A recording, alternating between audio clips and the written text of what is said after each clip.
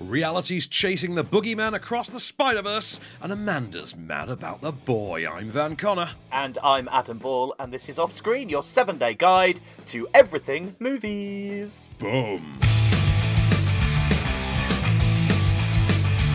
Groovy. Hello and welcome back to the show. We have got a load of brand new movies to chat about with Van. Today, we are going to start with something actually which I read the synopsis for and I thought, do you know what? This is actually my kind of movie. It's called Reality. What did you think? Tell us all about it. Well, you know, you said the synopsis excited you before we came on. And I specifically said to you, do you know what? The stuff missing from that synopsis, I'm going to add to it. I'm going to make you even more excited. By the way, before we start, do you watch a series called The Punk Rock MBA? It's a YouTube series about classic punk rock music. No, never heard of it. I just watched the new one earlier this evening, and it was all about one-hit wonders. And I was very curious. I know you are a music guy. And there's two conversations I want to have with you about music real quick. The first one is, in a conversation about one-hit wonders, do you think Bowling for Soup should be included in that conversation? No. No, they're not one-hit wonders. Like, factually, they're not one-hit wonders. Correct. Okay, just checking that's not me. The second one, and this was on Twitter today, so Film Twitter today, a couple of us like film bros on Film Twitter had a conversation in it today about how much we missed theme songs in movies. And I know you and I have had this conversation before. I miss theme songs in movies. I miss Seal doing a music video on the set of Batman Forever that's completely unrelated, or someone like LL Cool J rapping nonsense lyrics about a movie. I love that stuff. What's your favourite theme song from a movie, just out of interest? Oh, blimey, theme song. See, theme song. Because I had money on you coming up immediately, be like, Take My Breath Away from Top Gun, or Danger Zone doesn't count, because it's not really a theme song. But I suppose Take My Breath Away would be one of top high up there. I mean, not a theme song, but Back to the Future, the soundtrack for me is. Technically, that has a theme song. Because it's The Power of Love. The Power of Love by Huey Lewis and the News is the theme song to Back to the Future. That would be number one. Yeah, that would be my number one. By the way, spoiler alert, we are going to be talking about Back to the Future in relation to a different movie later in this show, just so you know. Oh, okay, that's quite exciting. Yeah. One of my favourite movies. Flattering comparison, don't worry. Okay, good. All right, I look forward to that. In the meantime then, Reality. Back to reality, yeah. Exactly. Back to life, back to reality, to keep the musical theme going. So, Reality is a new movie starring Sydney Sweeney from Euphoria, who's something of a rising star at the moment. A new movie written and directed by Tina Satter. And I use the term written in the loosest possible sense. Okay, so what happened is, are you aware of the story of Reality Winner? A young lady named Reality Winner. So I think it was 2017, she was arrested by the FBI and detained for leaking supposedly classified information that exposed Russian involvement in election rigging. And if you think about how this was 2017, that's a very, very specific election. Now, when the FBI turned up at her house, they hit record on a little pocket digital recorder, and the recording of that interview is the script for this movie. We are told straight off the bat, they've not changed a single line of dialogue. This is the script. The actors are simply delivering the lines that have already been recorded. And every now and again, you get it intercut with actual imagery of the real person, the photos the actual FBI took, and things like that. But otherwise, it's a restaged, performance of the actual recording. So you have Sydney Sweeney as Reality Lee Winner, who is an independent government contractor. Effective. She's about 27, 28 years old in reality, who leaked the information about Russian involvement with election rigging to a publication who then didn't do their due diligence. And because they published the documents in a hurry, they happened to leak all the details that allowed them to identify who had leaked the information in the first place. I've got a clip for you. This is the FBI still being relatively civil at this point as they start to rummage through her home. Remember, they've got a warrant. This is all legal. They just want to make sure that she's willing to assist them and help deal with her pets. Have a listen. We're just safety's sake. Where there's your weapon and the weapon. It's right by the little table with the lamp right under the bed. Your cat's under there. He's under the bed, or she's under the bed. The AR's in the case, isn't it? Yes. Where's the other gun? It's behind it, more against the wall in the black case. Can you get your cat? Do you want to get your cat? Do you want to get your cat? You want to get your cat? Get your cat. I love movies where you learn something from watching it and that are based on true stories, etc. So you're saying that this is a mixture. It's not just real footage and it's not just acting. It's a mixture of the both. Exactly. Now, it made me think immediately of American Animals, which I think was 2017. If you never saw that, it was an actually brilliant documentary from Bart Layton that actually used a talking head documentary format and then would cut in between to recreations of what they were actually talking about as played fictitiously by Evan Peters and now Oscar nominee Barry Keoghan, and BAFTA winner Barry Keoghan, which you've never seen. Amazing movie. This is also very good. Another film you can compare it to, actually, incidentally, is Compliance with Dreamer Walker. Absolutely harrowing movie. This, not quite as harrowing as either of those. It's a lot more static, three people in a sort of derelict kitchen, a very empty kitchen, having a conversation. But it's a real conversation, that really happened. And you get, as they say, like literally as the FBI will take a photo, for instance, the camera flash will then immediately cut to the actual FBI photo that was taken and then cut back. And every now and again, the screen will cut to the moving sound form, the moving waveform of the actual recording, for instance. And it's quite cleverly done. Now, I didn't know Sydney Sweeney prior to this movie, other than I knew her for two things. By name only, she's just been cast in Sony's 19th ridiculous Spider-Man spin-off, Madam Web, with Kristen Stewart, I think. And again, I don't know who was asking for one of those. But also she's in Euphoria. That's a show I haven't watched. I've never seen Euphoria. Zendaya is also weirdly from Spider-Man to me. But so I didn't know her. Having seen her in this, though, that's a solid performance. I can see why she has the fans she does. She's got some chops. It really works. And the FBI agents, who are played by Josh Hamilton, I think he's from The Bourne Identity, and then there's Marshawn Davis from Tuscaloosa. Really great performances as well. Really, they straddle a line. They don't come in too hard. They don't come in too aggressive. And bear in mind that this is obviously based on, a real recording. This is taken from a real recording. You have to imagine they are playing it as close to the vest as possible. And the nuance that they in particular bring to this works gangbusters. It's an absolutely terrific set of performances from them. Like I say, they don't come in too hard. They don't come in too soft. It's exactly the tone you imagine it has to have been. Now, the political setting of it makes it a lot more interesting that it's come out, a couple of years after that administration has, come to its thankful end. And it's a story that I was aware of in passing, but not too up on the specifics of. Now, I came away from this feeling like, actually, there's not a lot more that I need to. I did read up on it after the fact. And if you don't know the story, I suggest genuinely do read up on it. I think you'd really enjoy this, though. I think this is a really suspenseful, like a dialogue-driven dramatic thriller, for lack of a better term. I think it's quite tightly handled by Tina Satter as well, directorially. I think it works really, really well. You talking about looking up things, this is exactly the kind of movie that I know I will watch. Then I will fall down an internet hole and be reading up on all of the details on this until 3 in the morning and then suddenly go, oh, I better go to bed. So I am well up for this. It does sound brilliant. How long is it, by the way? Do you know? 82 minutes. This thing is 82 minutes long. This thing is short. It's about the same length as the finale of Ted Lasso was this week, to put that in comparison. Although I cried less at this, obviously, than the end of Ted Lasso. I'll just be upfront about that one. Brilliant. All right, well, I'm 100% going to be watching this, and if you want to make your own mind up, it is in cinemas from today. It's called Reality. In a moment, we are going to do 2 in 1, actually. We're going to look at Mad About the Boy, the Noel Coward Story. In fact, isn't he a sir? He may be, actually. I believe he is. Yeah. Anyway, irrelevant to the film title, I suppose. They didn't want to count it in, so it's not there. So we'll talk about that, and we will also talk about Amanda in just a moment. So stay right where you are.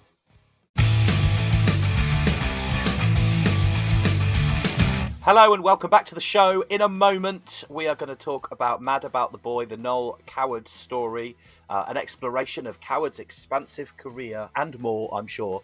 But first, let's start with Amanda. So talk to me about this. What was this about? So Amanda is a new movie that forms the directorial debut for writer-director Carolina Cavalli, and I believe it's a French. I think it's Italian. I think it's Italian. It's about a 24-year-old girl named, cleverly enough, Amanda. So not just a pithy title. It's actually her name, and she's something of. I think I would describe her as a sarcastic curmudgeon, for lack of a better term. She, single parent family. She has an older sister who has, who in herself is a single mum. Has the sister's a bit affluent in her own right, and a bit of a sort of what I would describe as a Waitrose parent, for lack of a better term. And Amanda finds a certain level of sort of gleeful, sarcasm to be mined out of this, but her sort of misanthropic ways are leaving her on her own. Like, she's obsessed with, all of the missed opportunities of life, all the things that pass her by. Actually, she's not unlike me now I think about it. I'm actually quite I was just going to say that. I'm quite a worse person than I think I am now that I'm saying it out loud, if I'm being really honest. Yeah, I'm going to have to not bring this up in therapy, I think, this week. Do not talk about this movie. Talk about Ted Lasso, fine, again, but not this movie. She decides, upon discovering that her mum's best friend had a daughter the same kind of age as her, and that they were separated when they were youngsters, she sort of decides that destiny has robbed her of a best friend. These circumstances and fate and fortune took away the person that was clearly meant to be her best friend, just as their mums were best friends. So she effectively forces the friendship, You, Me and Dupree style, only way nastier and way more like jaded and bitter, upon this hapless shut-in of a would-be darker timeline best friend named Rebecca. Now, we've not got a clip for this because, it's a subtitled movie and that'd be a very niche audience. I want to single out the performance at the centre of this from Benedetta. I'm going to look at the surname, Pocciaroli. Benedetta Pocciaroli as Amanda is brilliant. Because the person I have just described to you is the worst person in the universe, and yet Pocciaroli makes her kind of really investable and really likable in a sort of off-kilter, dark-hearted way. And at the side of it all, you have Rebecca, who's played by Galatalia Belushi, I think she is. And that's another one where you're not quite sure where that's going to go, because she starts off being kind of equally unlikable, but they win you over really, really quickly. And the chemistry between them, which is a sort of, like I say, a begrudging chemistry, almost like a sort of begrudging psycho thriller, nutter and victim kind of a chemistry. It really works. It's really investable, and you really start to get drawn into it. I thought it was really, really compelling. Let's say that central performance, though, of Amanda, that is worth the film entirely on its own. It's very funny, but it's funny in I'd say a really nasty way, just a really dark-hearted way. If you were to make this into, an English language adaptation, you'd have to have done it 15 years ago and used, what was Elliot Page's previous name? Ellen Page. This would have been Ellen Page 15 years ago doing this movie. And that's about the only thing. Or 10 years ago with Kristen Ritter or something like that. That's the only way you could have ever adapted this into things. I don't think you could do it beyond that. Maybe 5 years ago with Kristen Stewart. Maybe. But it's one of those that you can never adapt this into the English language at the moment, because I don't think there's an actress who pull this off in the same way. It's a really, really specific tone and a really, really individual sensibility. And they pull it off with absolute aplomb. And for a directorial debut, I think this is absolutely stellar. Absolutely just wonderful. I really, really love this. I can't wait to watch this again. Because I chuckled. We had a bit of a tech fault in our screening because we had to come all the way from Spider-Verse at Sony, which is at Paddington. And this screening was at Curzon Soho. And it was, I think we had 40 minutes to get there. And it's basically about 25 minutes on the tube. And then we got in there and they messed the screen up. So it was overshot. The subtitles were below the screen, so they had to reset the film. So I had to leave early and then watch the rest on link. So I kind of watched this split up. But for the time, for the 12 hours between when I left that screening and actually getting to watch the rest of it at home, because I fit in Boogeyman in between, it stuck with me. I was like, I have to know how this ends. I was really into that, and it didn't disappoint. I only had to watch like the last 20 minutes at home. Did not disappoint. I think this is a real banger. Check this out. It's called Amanda. It's in Curzon Cinemas from today. It should be on the Curzon home player as well, so you may be able to watch it at home as well. Well, definitely good news if you couldn't wait to see how it ended when you got home. There you go. Let's move on then to Mad About the Boy, which is out in cinemas from today, the Noel Coward Story. I had no idea he was born in 1899. Well, the things I could tell you about Noel Coward before I saw this, and most of them relate to World War II, admittedly, but that's for a very specific reason that we'll get into shortly. Right, so, documentary from, written and directed by Barnaby Thompson. Now, Barnaby Thompson was one of those names, I was like, I know that name, why do I know that name? He directed the St. Trinian's movies. The most recent, like a decade ago, like 2008, 2010, St. Trinian's movies. He directed those, which is a really odd claim to fame. He's now made this documentary about the life and times of, as you say, Sir Noel Coward.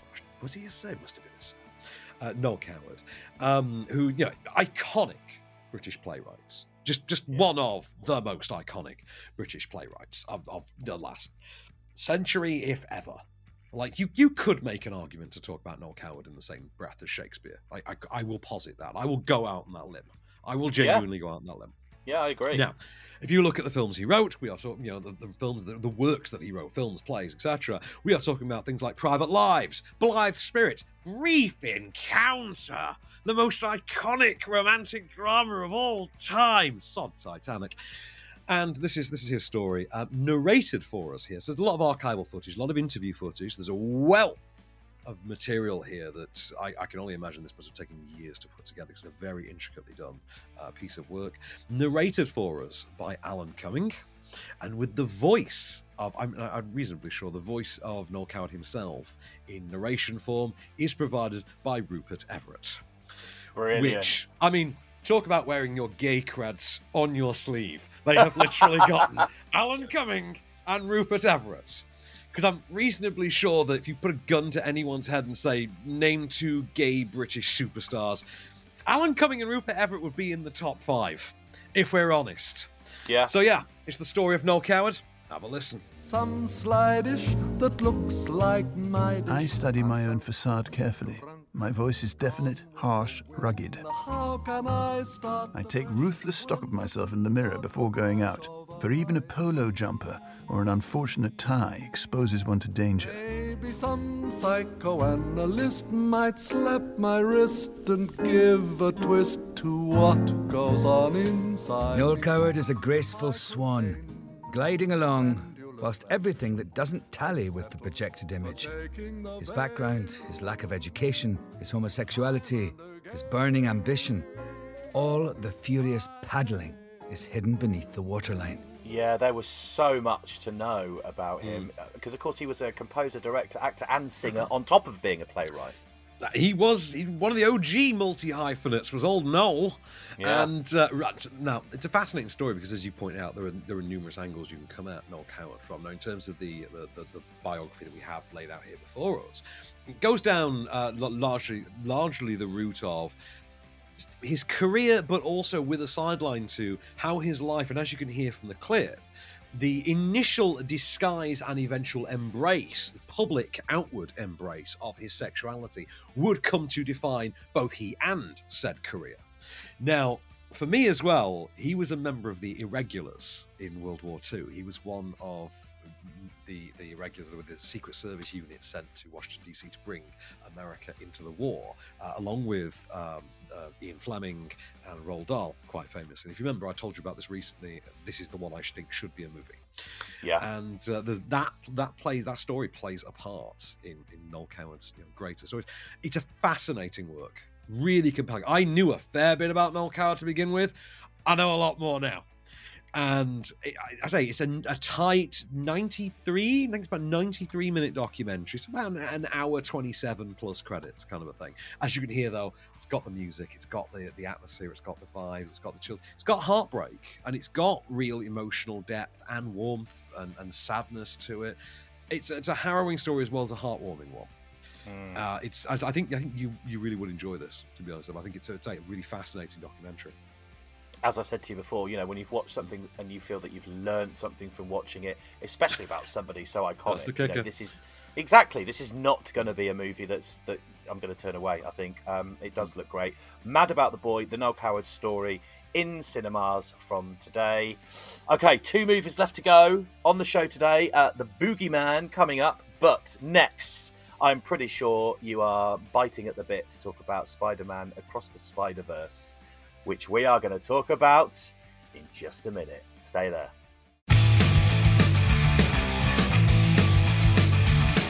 Hello and welcome back to the show. We've got 2 movies left to talk about that Van has seen. The Boogeyman in a moment. But first, this is out in cinemas from today. Spider-Man Across the Spider-Verse. I am quite confident you're going to say this was a fantastic movie.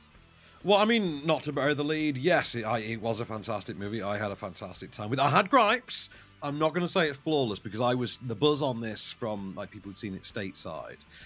Chicago critic friends of mine, for instance, was glowingly positive. It's the greatest animated movie of all time. It's the greatest sequel ever made. It's the greatest comic book movie ever made. First of all, the greatest comic book movie ever made is the first one of these. Just not to put too far damper on that. And just to give you an idea of where I'm coming from before we review this, right? I am coming at this. Everything I'm about to say is coming from a place of love, right? I genuinely love Spider-Man Into the Spider-Verse. When I saw that movie in 2018.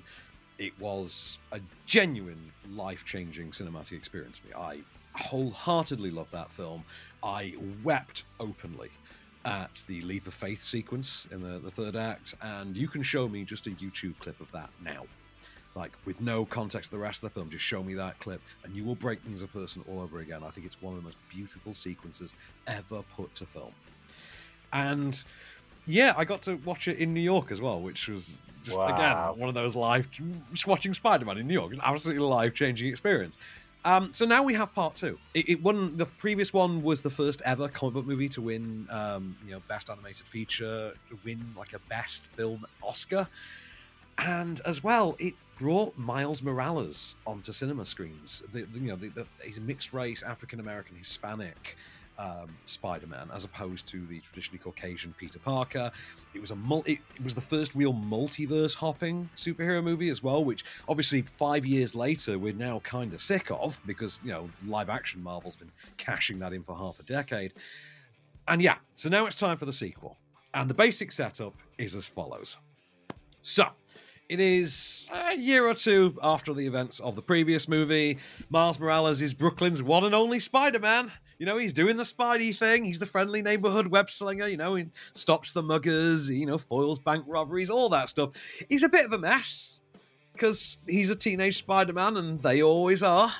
And, his spider activities, his web slinging, his wall crawling is starting to, impact his both scholastic and family life as well. It's widening a rift between he and his parents. It's starting to affect his grades. He's getting to that age where he needs to start looking at college and things like that. But amidst all of this as well, he finds himself pining for the friends that he made in the previous movie, his Spidey gang from all the alternate universe. In particular, Gwen Stacy, who, in this iteration was Spider-Gwen. She was the alternate Spider-Man from another universe in which she had been bitten by the spider instead of Peter Parker. And a sort of a will they, won't they romance had begun between the pair. They then cross paths again when it transpires that Gwen has been recruited by a secret spider society made up of all the elite Spider-Men from across the multiverse and led by Spider-Man 2099, who's voiced here for the screen by Oscar Isaac. And Miles finds himself aspiring to be part of this team because they're meant to represent the best of the best, but also soon finds himself at odds with their general ideology and their goals that they are working towards. I don't want to say much more than that because you can really spoil this. So I'm going to give you a clip. This is from very early in the film, about half an hour into the movie. This is Miles and his parents in the guidance counselor's office. Okay. Miles's grades are pretty good. A in AP Physics. That's my little man. And AP Studio Art. He takes after his uncle. A- in English. She's a tough grader. And a B in Spanish. What? Woo, okay. Miles. Are you trying to Mira, kill eso your es mother? imposible. Cálmate, mami. Eso no es my fault. ¿Qué es eso que esto no es my fault? Tú estás tomando una clase en Spanglish. Mom, I just missed a few classes. Oh, just a few classes. Well, what's a few? I mean, you know, like 5. 5? Actually 6. You're dead. See, I have one issue with movies like this, and that is once I've seen an actual movie such as Spider-Man, to go to animation that is based on the same story as something that I've seen that is not animated, I find that really hard. I love all the Spider-Man movies, and I feel to go to this, I'm going to struggle. Tell me why I won't. I mean, I'll be honest, I could give you a very, very good reason, but it would involve spoilers, and I'm not going to do that, especially not publicly. Yeah. Now, you've shown your son the first one of these, I think, haven't you, at some point? Yes, yes. Right. So you're aware this is a very, very distinct style of animation. I'd say style as if there's one. This is a very distinct work of animation. There is a blending of different techniques. The first movie noticeably featured an inventive use of frame rate amalgamation that just absolutely blows me away and actually involves math. There's a lot more of the same. I do think the first hour of this could have been trimmed down. The movie clocks in at 2 hours, 20 minutes, incidentally. So it's a good chunk longer than the first one. You could trim, I think, the first hour of this down to at least 35, 40 minutes, maybe. Like you could chop a lot out of it. But having said that, there isn't really an ounce of fat on it. At all. They've been quite clever with the marketing. They've managed to keep a good deal under their proverbial hat. Some of the new Spider-Man are absolutely brilliant. Some of the old Spider-Man stuff that we've seen is still brilliant. Shamik Moore's portrayal of Miles Morales continues to be absolutely endearing. A really great lead. Haley Steinfeld as Gwen is still, one of the absolute added value elements of why you would do this in animation. But again, so a reason to do this in animation that you wouldn't in live action is you can get away with a lot bigger a scope. There are things that you will see in this movie that it would be beyond the realm of physics to try and put into live action. And I mean literally beyond the realm of physics. And it's phenomenal. You do get the return, for instance, of Jake Johnston, for instance, as Peter B. Parker, the sort of dad bod, schlubby Peter Parker, who not as much screen time as I would have liked. My very, very favourite Spider-Man is apparently in there, but I couldn't spot him because if you include unnamed Spider-Men, there are 280 Spider-Men in this movie. Wow. Yeah, if you go with named ones, I think it's 95. That actually have assigned names. There is a lot in here that is just going to absolutely just boggle the mind. Like, wow, who even thought to include that? There is one of the greatest retcons in the history of cinema. I know that sounds like hyperbole, it's not. This movie pulls off one of the most ruthlessly efficient and well-executed retcons, retroactive continuity, if you're not aware of that. It's when you take something that, was one thing before and you say, actually, it didn't mean that. It actually now means this. That's a retcon. Yeah. They pull off one of those in this that you just think, that is absolutely inspired and it works flawlessly. It does, in turn, lead to them accidentally spoiling one of their own twists/pivots, depending on how you see it. Because it is a movie that you can interpret different ways at times. Like I say, there's some great gags, some great cameos. There is the mother of all deep-cut cameo gags in this, and I don't mean anything predictable.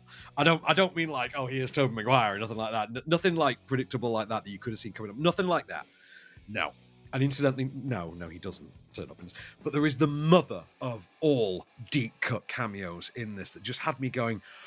Put it this way, I saw this in a screen full of film critics.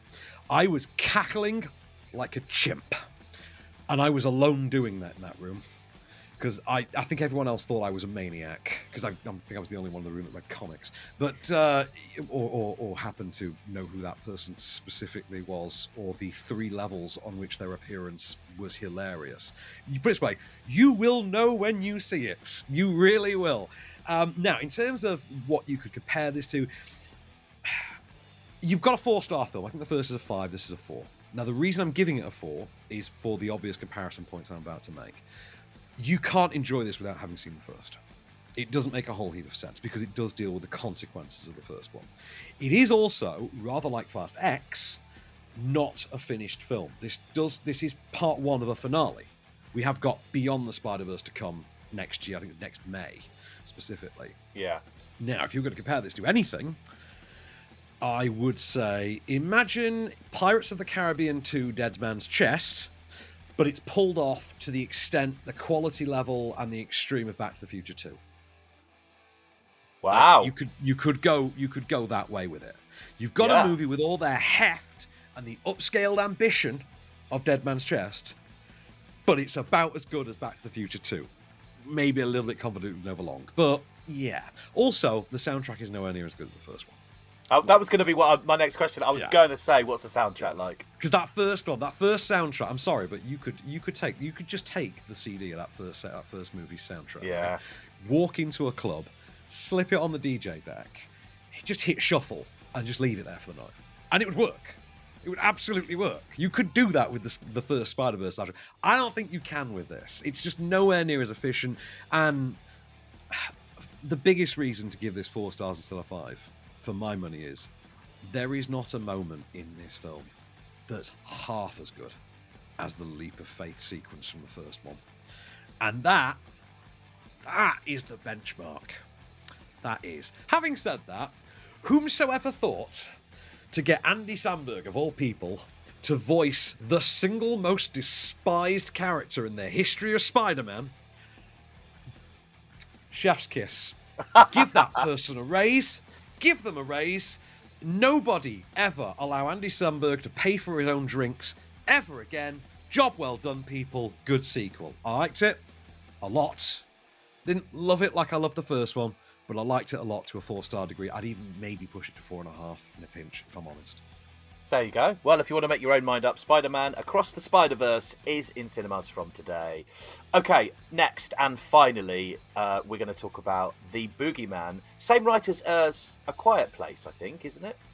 Well, I mean, it's based on a novel by Stephen King, but yeah, I think it's Scott Beck who did Scott Beck and Brian Woods. Am I reading that right? I think so. Yeah, they did Quiet Place, I believe. Yeah. Well, we're going to see what you thought of the movie in just a second. The Boogeyman, out in cinemas from today. Stay there to find out what Van thought.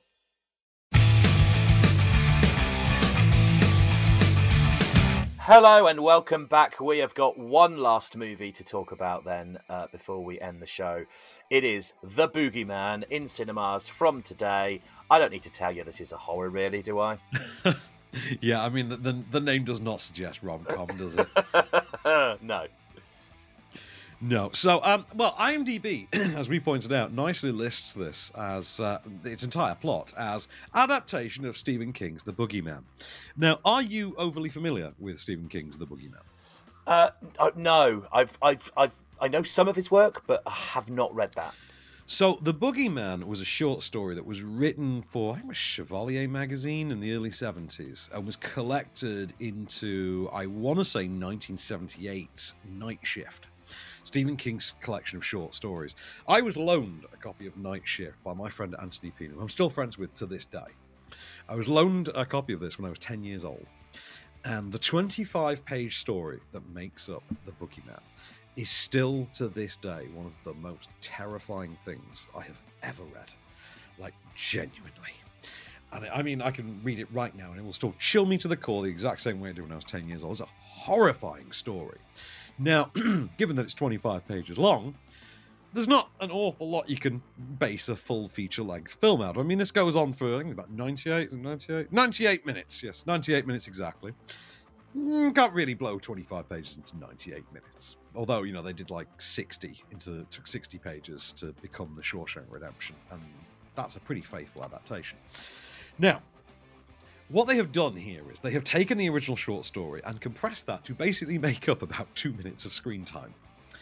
And that then becomes effectively a sort of a curse that the rest of the film involves dealing with. So, in the original short story, a character named Lester Billings goes to a psychiatrist and tells the story of how his 3 children, born consecutively, each died in the crib.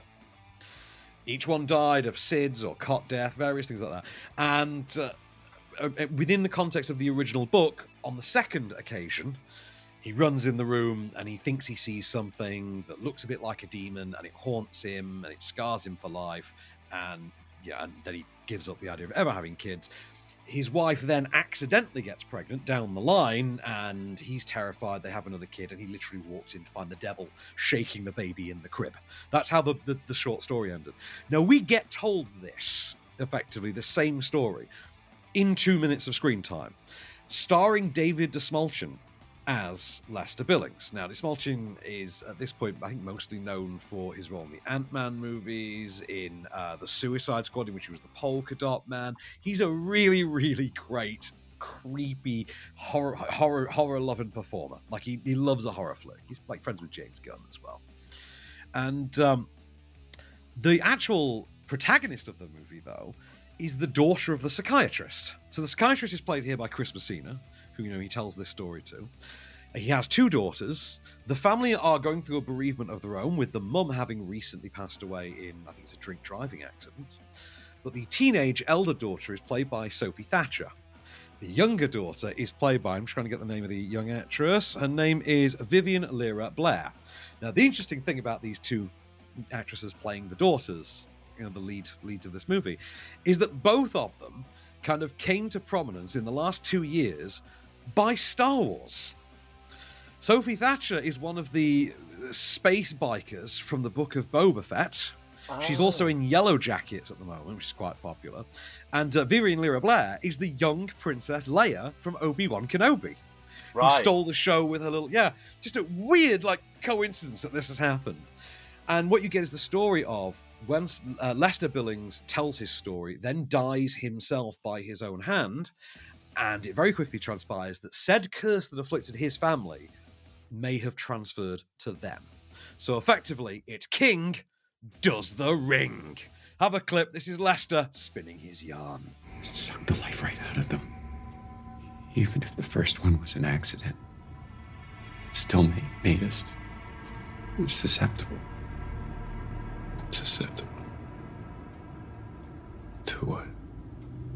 I don't know exactly. I only glimpsed it once. But before my Annie's neck broke.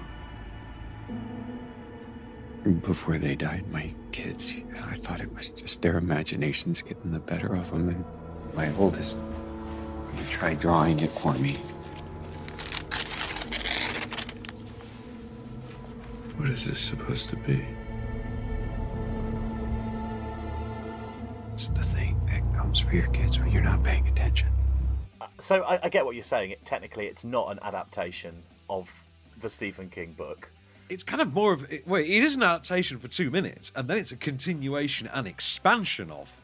Yeah. And to be fair, that's absolutely the way to go. Like I say, I don't think you could make a full movie out of The Boogeyman. I think this is a really well done, really effective movie. As you point out, it's written by Scott Beck and Brian Woods. It's Brian Woods who gave us the Quiet Place movies. Directed, I think it's the third feature from Rob Savage, who did Host. It was quite a buzzy Zoom-based seance movie during lockdown. Then did Dashcam, and has now done this. He actually turned up to our screening and spanned some nonsense about it being scientifically the scariest movie ever made. And you're thinking, yeah, steady on, pal, come on. I'm no stranger to believing my own hype, but get a grip. There are some really decent jump scares in this. This is going to be the weekend evening date movie for the next few weeks. It's brilliantly creepy, wonderfully atmospheric. It does fall into the same trap that pretty much every modern creature-based horror movie of the last decade or so has fallen victim to, which is, I miss the days of practical creature effects, because the CG stuff just isn't convincing. It really isn't. And I'm thinking of movies like Mama when I say that. This just doesn't quite work there, to be really honest. When it reveals, when it tips its hand, it kind of drops the ball a little bit.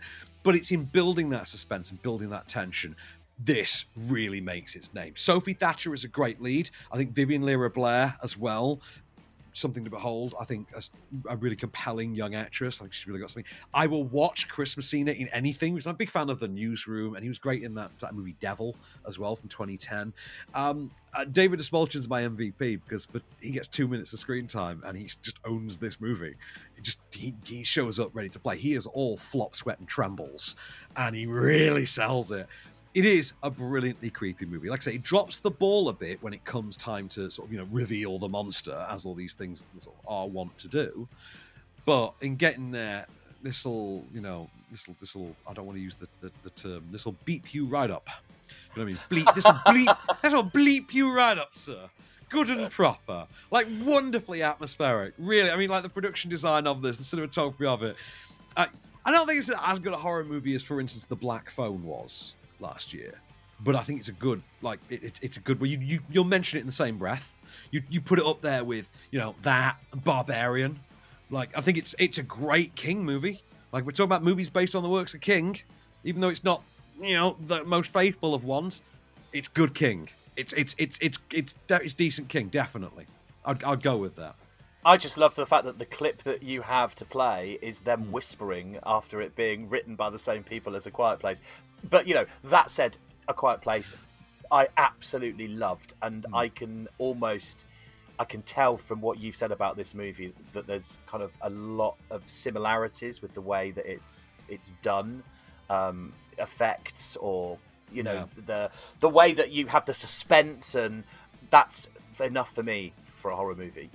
I'm absolutely in with this. Yeah, I think this will rock you to your core.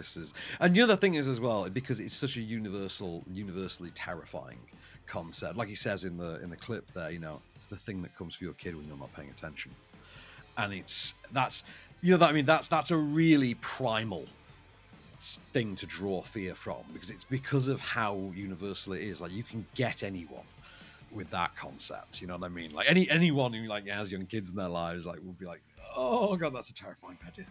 I mean, this movie, it goes hard. This movie really goes hard. I mean, this movie starts with child murder and then somehow ratchets up from there. The opening of this movie just honestly had the entire IMAX screen cinema going, oh my god. It was one of those. Wow. It was really brutal. And that was the opening sequence. I mean, like I say, literally opens with child murder and somehow ratchets it up from there. So it's called The Boogeyman. If you know the book, you know why you have to see this movie. If you don't know the book, it's 25 pages long. Come on, I can't do everything for you. But, it's worth checking out.